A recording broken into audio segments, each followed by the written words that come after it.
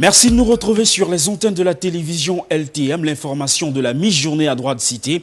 Nous ouvrons cette édition du 13h de ce jeudi 10 octobre 2013 par les préparatifs relatifs à la célébration de la 11e édition de la journée de l'orientation, une célébration qui aura pour cadre le lycée de Macapé dans la région du littoral. En prélude à cet événement, une rencontre thématique s'est tenue au lycée d'Aqua. C'était en présence de nos reporters Jean-Jamaï Edna et Richard Biqueux. Les difficultés d'apprentissage, quelles solutions?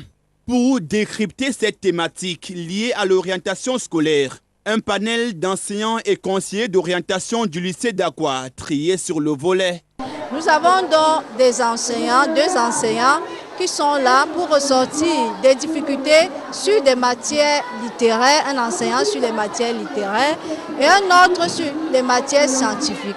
Nous avons le conseiller d'orientation qui est là pour ressortir les facteurs perturbateurs d'une manière générale pour un bon épanouissement scolaire de nos élèves.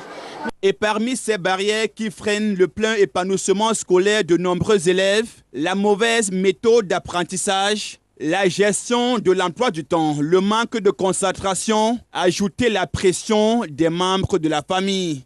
Les parents veulent reproduire leur choix aux élèves. Pour eux, l'enfant, même si l'enfant n'a pas la capacité nécessaire pour faire la série scientifique, il faut absolument que l'enfant fasse la série C. Ils veulent absolument rien que de médecins, comme si un bon journaliste n'est pas un bon citoyen. L'enfant doit opérer le choix en connaissance de cause, des capacités, ses capacités propres, le goût, la motivation, tout ça contribue. Mais les parents, dès que l'orientation est ratée, c'est l'avenir professionnel qui est complètement raté. Donc, à côté de toutes ces entraves, se greffe fièrement l'irresponsabilité des parents. Les parents nous ont abandonné leurs enfants. L'éducation, c'est les enseignants, l'école et les parents. Mais maintenant, la majorité des parents démissionnent de leur fonction de parents. L'insuffisance des fournitures scolaires. Les enfants viennent à l'école, ils n'ont pas de livres, les parents n'ont pas d'argent. Outre cette table ronde, balais, scotch et autres stands d'exposition des différentes filières qu'offrent les universités publiques et privées et débouchés en vue d'orienter les futurs brevetés, bacheliers et élèves de classe intermédiaire. Bon à savoir, la 11e édition de la journée de l'orientation scolaire se déroule vendredi 11 octobre prochain dans toute l'étendue du triangle national. À Douala, dans la région du littoral, c'est le lycée de Macapé qui a été choisi pour abriter les différentes activités de cette célébration. Merci Jean-Jamaï Edna et Richard Biqueux pour ce reportage. Parlons de santé dans ce journal. Le programme élargi de vaccination vient de s'enrichir d'un nouveau vaccin, ça on le sait. Une campagne de vaccination est désormais implémentée sur l'ensemble du triangle national. L'occasion pour notre reporter Rosaline Gueslia ici et Christian Tamfou de s'intéresser à ces maladies qui ne sont pas prises en compte par le programme élargi de vaccination. Reportage. Avec l'arrivée du Rotaris dans le programme élargi de vaccination au Cameroun le 8 janvier 2014, l'on serait tenté de croire que le PEV dans l'ensemble du triangle national ne souffre de rien. Que non. Au regard des multitudes de maladies causes de décès chez les enfants de moins de 5 ans, des interrogations s'imposent, notamment pour ce qui est de la méningite, dont la gratuité du vaccin se fait toujours attendre. L'ajout des vaccins dans le système de vaccination se fait graduellement. Il faut estimer les besoins, il faut tenir compte des coûts et il faut voir comment mobiliser les moyens. La méningite n'est qu'un cas parmi tant d'autres pathologies qui attendent toujours une prise en charge efficiente et efficace au Cameroun. Un manque criard de volonté de la part des autorités sanitaires qui multiplient des raisons et des explications au retard observé dans la validation des vaccins dans l'ensemble du pays. Avant que le vaccin n'arrive à l'utilisateur final ou au bénéficiaire final qui est l'enfant, il y a déjà qu'il faut pouvoir commander, acheter, entreposer, conserver dans les conditions qu'il faut et maintenant former tous les acteurs de la chaîne à la conservation et à l'administration des vaccins. Donc il faut pouvoir mobiliser les ressources pour ça et au fur et à mesure de la disponibilité de ces ressources, le système de santé introduit de nouveaux vaccins. Aujourd'hui rendu à 11 maladies protégées dans l'ensemble du triangle national, l'on est encore bien loin du strict minimum nécessaire pour une assurance garantie de la limitation efficiente des décès des enfants de moins de 5 ans au Cameroun. Ils souffrent de déficience mentale, ils pilulent dans nos villes et campagnes. Ils sont très souvent considérés comme des parias de la société, très peu pris en compte. Comment cela peut s'expliquer? Tentative de réponse dans cette analyse de Jean-Marie Onambélé qui s'est intéressé à ce que l'on appelle trivialement les fous. L'exclusion et la discrimination sont des notions condamnées avec véhémence dans la Charte des Nations Unies des droits de l'homme. Au Cameroun, concernant les malades mentaux, l'exclusion est la chose la plus pratiquée. Ces hommes dans notre genre passent leur journée à errer sans accompagnement. La faute à ce nouvel état d'esprit importé qui veut qu'on s'occupe que de soi. Dans nos pays, il y a toujours le fou du village. Mais le fou du village est intégré dans un système où il est aimé et chacun apporte sa contribution pour essayer de l'aider. Le fou qui dérange, c'est le fou de la ville que personne ne connaît. C'est le fou de l'autre. Et tout le monde a peur de lui, tout le monde l'exclut, personne ne veut lui donner à manger, à boire. On le voit avec les haillons, on pense qu'il a fait quelque chose, c'est pour ça qu'il est dans un tel état. Lorsqu'on arrive à faire des cabanons, en fait, c'est surtout pour exclure un certain nombre de personnes, les soigner et pouvoir les remettre dans la société. Qui doit donc prendre en charge les fous et autres malades mentaux? La question se pose. On doit pouvoir les prendre en charge. Ce sont des gens qui sont fragilisés par la société, par la maladie. Il faut pouvoir, ce sont des Camerounais à part entière qui ont besoin de soins, comme on aide un certain nombre de personnes. Ceux qui ont la tuberculose, qui ont le VIH-Sida, ils sont aidés. Pourquoi pas ceux-là? Et ceux-là sont tellement visibles que, je ne sais pas, ils vont partout là où il y a les églises, ils sont là tous les jours. Quand vous sortez, vous avez beau prier, vous sortez, vous les rencontrez, et vous regardent, et vous passez. Si vous ne les aimez pas, je ne sais pas qui d'autre vous allez aimer. Il faut aller les chercher pour les amener à l'hôpital. Est-ce que la loi nous permet de les prendre, de les amener dans une structure de soins, de les soigner, de les faire sortir? Là, il faut des moyens spécifiques et des moyens très importants. Une chose qui motive souvent l'exclusion des malades mentaux est le fait qu'on confère souvent à ces derniers les soupçons de pratiques occultes à des fins d'enrichissement. La maladie mentale se manifeste que dans la rue, c'est rare dans la maison. Parce que lorsque la folie s'empare de quelqu'un, même s'il est dans la maison, il va sortir dans la rue pour crier sa joie ou sa souffrance. Des jugements a priori, sur aucun fait matériel. Vous allez voir, quand les gens passent dans certains quartiers, trouvent des barrières, ou quelqu'un, si vous achetez un véhicule en ce moment, quelqu'un a mal au village, ou il a mal à la tête ou décède, on va penser que c'est votre, parce que vous avez acheté un véhicule, que la personne est décédée. Mais on oublie que vous avez pris un crédit. Et que le crédit n'a rien à voir avec le mal de tête de quelqu'un. Une chose est claire, tout le monde peut développer une maladie mentale. Soyons donc indulgents et militons tous pour une prise en charge plus juste des malades mentaux d'aujourd'hui. Parlons à présent de cet incendie déclaré hier 9 octobre 2013 et qui a consumé un habitacle situé à proximité du siège de la société camerounaise de dépôt pétrolier. C'est au lieu-dit Carrefour Égypte, ici à Douala. D'importants dégâts matériels, mais qu'une perte en vies humaines n'a été signalée selon un bilan provisoire. Dans le feu de l'action, je vous propose de suivre ce reportage. Une colonne de soldats de feu épaulés par des riverains qui s'activent à circonscrire les flammes qui viennent de consumer un habitacle à proximité du siège de la société camerounaise de dépôt pétrolier basée au lieu-dit Carrefour Égypte, ici à Douala. On a laissé l'enfant à la maison en train de faire la cuisine. Laissé la foule traditionnelle en train de faire la cuisine. Il était couché à l'intérieur. On vient seulement se rendre compte que le feu a brûlé tout. On ne sait pas si c'est ça la cause ou c'est chez les voisins.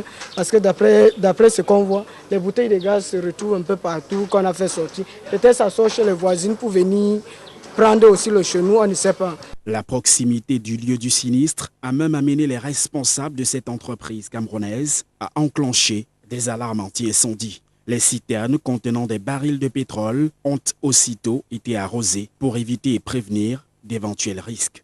Nous ne pouvons pas de manière précise vous dire tout de suite qu'est-ce qui a été à l'origine de l'incendie.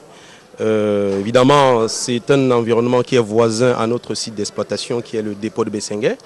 Il y a donc eu un départ de feu et l'alerte a été donnée pour que nous puissions apporter main forte à ce voisinage-là, comme nous l'avons prévu effectivement dans nos plans d'intervention, afin que ceci ne puisse, n'est-ce pas, mettre en péril nos installations. Les flammes maîtrisées, l'on peut enfin se faire une idée de l'étendue des dégâts. Sur le site, l'effet calorifique émanant des cendres atteste de la violence de l'incendie. Non, il n'y a eu aucun mort. Aucun mort, on a retiré l'enfant qui était couché à l'intérieur. Rien ne s'est passé. Nous n'avons déclaré aucune perte en vies humaines. Absolument pas de blessés. Il y aura un déguerpissement de ces populations de manière à ce qu'on éloigne les activités frauduleuses ou alors les populations des installations stratégiques de la SDP. Un incendie qui aurait pu avoir des proportions inquiétantes n'eût été l'intervention des soldats du feu. Mais un incendie qui pose avant tout la problématique des habitacles situés à proximité des entreprises hautement sensibles. Parlons à présent des services postaux de la bonne vieille lettre, relégués désormais au calendrier grec. Depuis l'avènement des nouvelles technologies de l'information et de la communication, de nombreux jeunes en effet décident de surfer sur la toile. Mais notre reporter Jacques Badian et Christian Tamfo reviennent sur les périodes glorieuses de cette fameuse bonne vieille lettre. Reportage. Christian, la quarantaine sonnée, se souvient encore de nos jours, la plus belle époque qui a marqué sa jeunesse en termes d'expédition des courriers voire des lettres par le moyen des services qu'offre la Poste. Comme bon nombre de Camerounais de sa trempe d'âge, Christian, pour expédier une lettre à un de ses proches ou connaissances, n'avait pour seul recours qu'à la Poste. Ainsi, depuis le 20e et 21e siècle, ce mode d'expédition par voie postale a connu l'entrée en matière d'autres moyens plus fiables, à savoir les nouvelles technologies de l'information et de la communication, tels le service de messagerie par téléphone communément appelé SMS, l'Internet avec tout son parterre de services qu'il offre à ses utilisateurs, reléguant au second plan l'expédition des courriers par voie postale. J'utilise l'ensemble de ces médias-là. Tous ces canaux-là sont utilisés. Mais j'ai beaucoup de regrets en ce qui concerne la lettre classique parce que bon, c'est avec elle que nous avons grandi et nous devons accepter aujourd'hui les emails, tous les autres moyens de communication modernes. Voilà, donc la lettre, elle existe, elle est là, je crois qu'elle sera permanente et puis qu'elle ne sera remplacée par rien d'autre parce qu'une écriture avec une bonne orthographe, bonne grammaire, ça dit quelque chose. Ça peut être de la prose, ça peut être de la poésie, mais l'écriture restera l'écriture. La Poste dispense des services qu'on ne saurait apprécier ailleurs, puisque tout ce qui s'est substitué à la Poste fait observer une certaine limite. Malgré cette avancée technologique, la bonne vieille lettre continue à faire valoir sa noblesse aux côtés des populations. S'il y avait un moyen autre, parce que ici là c'est trop cher, je préférerais téléphoner parce qu'on paie ça exagérément cher. On me dit que ça peut même faire un mois, et par téléphone ça part très vite. À mon avis, avec l'arrivée des nouvelles technologies, c'est plus compliqué aujourd'hui d'aller poster la lettre plus que dans le temps. Avec la lenteur de la poste, aujourd'hui la nouvelle technologie ont facilité la communication. Au lieu de faire une lettre, c'est plus facile d'envoyer un message par exemple, ou peut-être d'envoyer un mail, ou appeler tout simplement. C'est à faire aujourd'hui, la poste a beaucoup perdu et ce n'est plus dans nos mentalités d'aller à la poste. Je pense que le temps de la poste est passé. Et nous sommes aujourd'hui au temps de la nouvelle technologie. La 139e édition de la Journée mondiale de la Poste qui se célèbre ce 9 octobre 2013 rythme en déphasage avec la réalité, à savoir la montée fulgurante des NTIC dans les mœurs et des populations. Ce qui par ricochet pourrait compromettre les services qu'offre la Poste de par le monde. À l'international, parlons de ce lapsus du Premier ministre français qui a suffi à conforter ceux qui soupçonnaient la Syrie d'avoir enlevé 2 Français. L'information a été rendue publique au cours d'une rencontre avec les hommes de médias par le président Jean-Marc Ayrault. Effectivement, Nicolas Henry et Pierre Torres ont été enlevés en Syrie. Les précisions de France 24. L'information était censée rester confidentielle jusqu'à samedi. Mais ce mercredi matin, Jean-Marc Ayrault sur Europe 1 dévoile l'enlèvement de 2 journalistes français en juin dernier.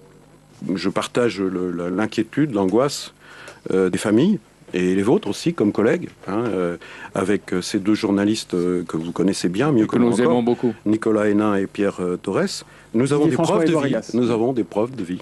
Nicolas Hénin, âgé de 37 ans et collaborateur occasionnel du Point, a été enlevé avec Pierre Torres, un photographe de 29 ans, à Raqqa, dans le nord de la Syrie. Dans un premier temps, les proches des deux otages ont préféré ne pas ébruiter leur enlèvement afin de garantir leur sécurité. L'information devait être communiquée lors de l'attribution du prix Bayeux des correspondants de guerre. Le père de Nicolas Hénin revient sur les circonstances de cet enlèvement.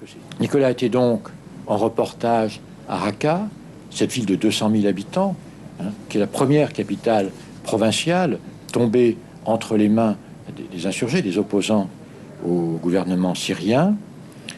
Le 22 juin, il a eu de dernières communications avec nous, avec ses proches, et nous savons seulement qu'il a été enlevé alors et qu'il est disparu aux mains d'éléments non identifiés. Selon le Quai d'Orsay, les deux hommes sont en vie. Leur lieu de détention reste inconnu. Deux autres journalistes français sont toujours retenus en otage en Syrie depuis le 2 juin. Didier François, grand reporter pour Europe 1, et Édouard Elias, photographe indépendant. Reporters sans frontières estime qu'au moins 32 journalistes étrangers ou syriens sont portés disparus ou ont été enlevés en Syrie. 25 autres ont été tués alors qu'ils couvraient le conflit. En Libye, c'est l'enlèvement du Premier ministre qui fait également l'objet de l'actualité. Le rapt d'Ali Zaïdan a été revendiqué tout récemment par un groupe d'ex-rebelles et des informations émanant de la Libye indiquent qu'il aurait été conduit à une destination inconnue. France 24 pour les détails. Sur cette photo, le Premier ministre libyen par intérim emmené par plusieurs hommes. Très vite, le gouvernement confirme l'enlèvement sur sa page Facebook. Le chef du gouvernement de transition, Ali Zaïdan, a été conduit vers une destination inconnue, pour des raisons inconnues, par un groupe d'hommes qui seraient des ex-rebelles. C'est vers 4 h du matin qu'Ali Zaïdan a été enlevé dans cet hôtel où il réside en plein centre de Tripoli. Selon des témoins, des hommes armés seraient arrivés en grand nombre pour kidnapper le chef du gouvernement intérimaire. 2 de ses gardes, enlevés eux aussi, ont rapidement été relâchés. Quelques heures après l'enlèvement, la cellule des opérations des révolutionnaires, un groupe d'ex-rebelles, a revendiqué le kidnapping en représailles à un autre enlèvement, celui d'Abu Anas al-Libi, un chef présumé d'Al-Qaïda par un commando américain le week-end dernier. Ce groupe accuse le Premier ministre d'avoir autorisé le raid. Il dit agir sur ordre du parquet, ce que nie le procureur de Tripoli. Pour ce spécialiste, cette revendication paraît plausible. Ceux qui l'ont enlevé vont réclamer son échange avec Abu Anas al-Libi, avec les Américains. Contrôle certaines parties du territoire libyen. Ce jeudi, le gouvernement appelle tous les citoyens au calme.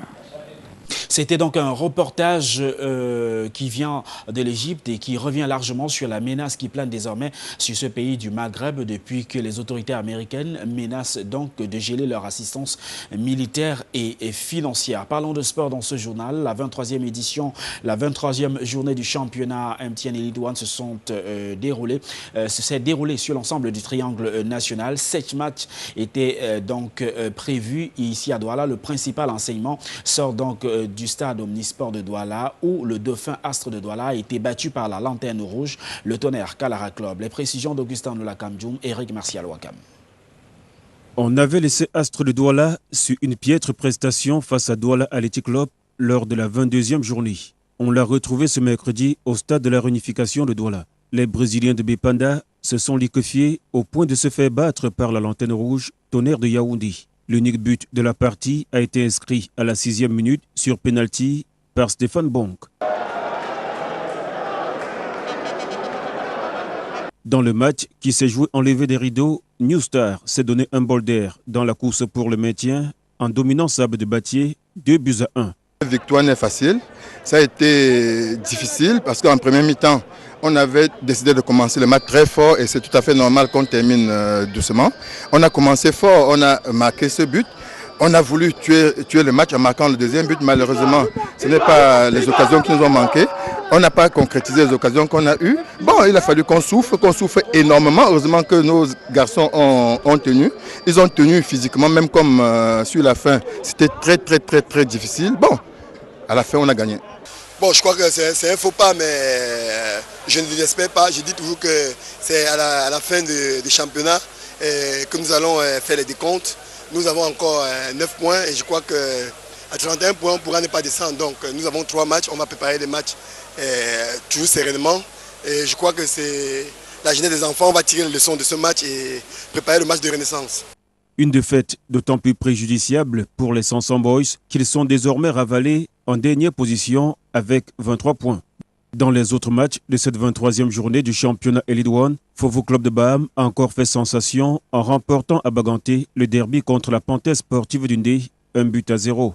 Djalakwan Sport Academy de Limbé a balayé Sport Academy de Bamenda 5-1. Canon de Yaoundé a dominé Douala Athletic Club 2-1. Score identique pour l'Union sportive de Douala qui s'est imposée sur le terrain de Renaissance de Ngoumou, tandis qu'Agaroua, le leader Coton Sport, a été tenu en échec par Unisport du Okam 0-0. Au classement, Coton Sport conforte sa première place avec 40 points, suivi des Astres 39 points et d'Unisport 35 points. Sont relégables Tonnerre de Yaoundé, la Panthère Sportive d'Undé et Sable de Bati. Et c'est avec cette information en sport que nous mettons un terme à cette livraison du 13h. Je vous retrouve demain pour une autre tranche de l'information de la mi-journée sur les antennes de la télévision LTM. Restez connectés, nos programmes se poursuivent. Bon après-midi à tous et à tous. Au revoir.